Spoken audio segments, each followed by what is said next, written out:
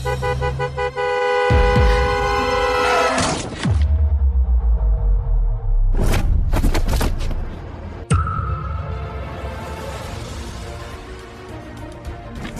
Gising!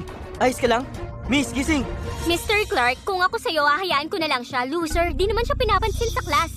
3 taon ka ninyong crush. Sa tingin ko, nagpabangga talaga siya para mapansin mo siya. Tama.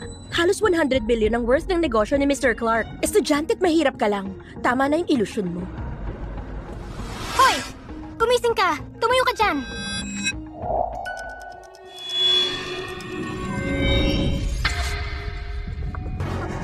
Ano to? X-ray eyes? May balak kang budulin siya, no? Eto ang 100. Kunin mo! Alis na! Ano ba? Hayaan mo na lang siya. Halata namang gusto ko lang gamitin ng babaeng yan. Nakakatiri siya. Tara na! Hindi mo ba ako tutulungan? Stella! Okay ka lang? Ano nangyari? Okay lang ako.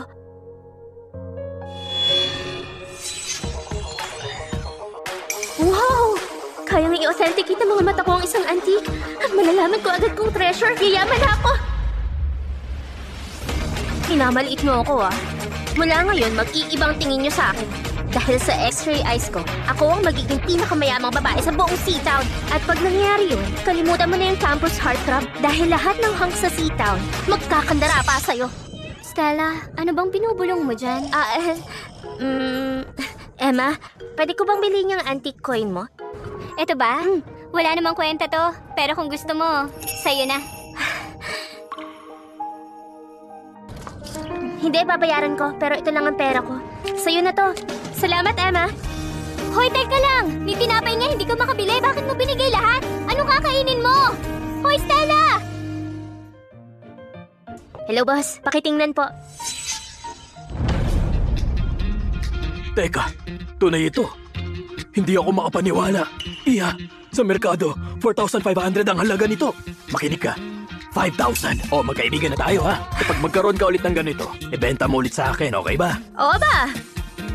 Eto, bilangin mo. Grabe! Ganun lang kadali, may 5,000 na ako. Salamat, hanggang sa muli. Okay.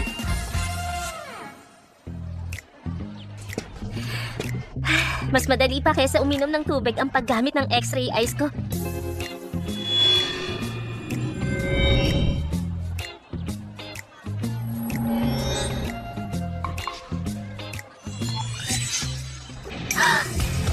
Imperial artifact yan! Yaman na ako!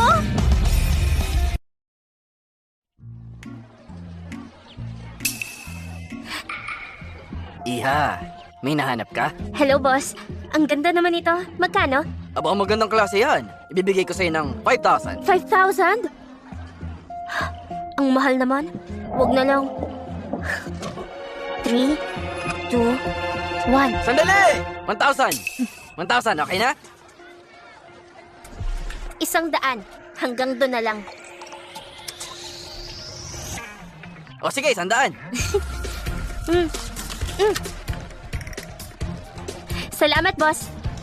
Kumita pa rin ako ng 50. Ang dali talaga mabola ng mga estudyante. Ito, boss. Pakitingnan nyo. Okay, iti-check ko.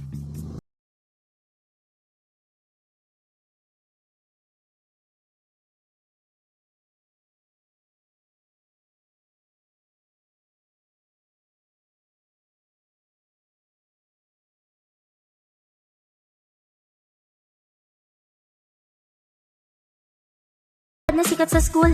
Dahil sa kanya, na-ospital yung bully sa university kahapon. Kahit na sabihin nila sa akin na nakakatakot siya, para sa akin, ang hot niya. Oo, wow! Kaya naman pala araw-araw siyang nakikipag-away. Ang ganda ng katawan niya. Hoy, bakit ka nakatingin? Kundi ikaw ang unang tumingin, paano mo nalaman? Lahat sila sa school takot sa akin. Ikaw hindi? Oo anak, magkakilala kayong dalawa? Oo naman pa. Kasi siya ang laughing stock ng school dahil nakakatawa siya. Siya yung babaeng humabol kay Oliver Clark kaya nasagasaan siya nito. Sinungaling, hindi ako nakakatawa. Iha, matanong ko lang, saan mo nakuha ang vase na ito? Nakita ko lang dyan sa palengke sa kabila. Bawasan mo yung panonood mo ng TV. Akala mo ba kahit saan may treasure? At saka hindi lahat na nakikita mong luma ay antique. Katulad ng dala mo, 800 na nabasag kung ganyan. Ano bang alam mo, ha? Sigurado ako na authentic yan. Pa, huwag mo nang i-entertain to. Dahil lahat ng dinadala ng fangirl na to, puro peke. Hindi yan totoo. Marunong pumili ang kaklase mo. Siya ang pinakamagaling sa lahat. Sa kanya ko nga nakuha yung authentic Vermilion Dynasty coin. Hindi ako naniniwala. Kung totoong authentic ang vase na yan, paayag ako maging boyfriend mo. Wow, nakamamangha! Diyos ko! Authentic nga ang vase na ito!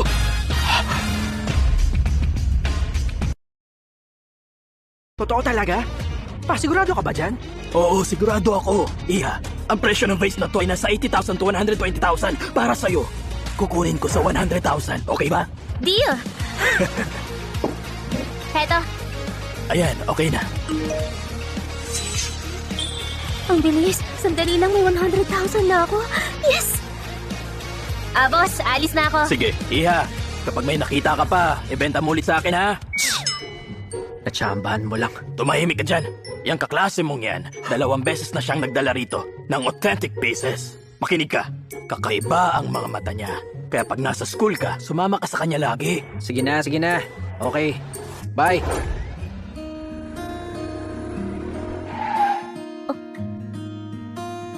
Oh! Ano to? Sakay na. Sasabay na kita. Seryoso ka? Isasabay mo ko? Uy! Kapit ka. Bahala ka pag nahulog ka.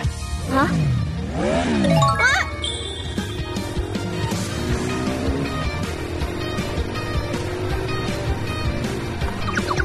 Oh my gosh! Ngayon lang ako nakahawak sa abs ng ibang tao. Yung school bully nakasuot ng Ultraman underwear? Parang hindi bagay. Uy, si Zero ba yung nasa underwear mo o si Taiga? Siyempre, si Taiga. Oh. Uy, teka lang. Paano mo nalaman?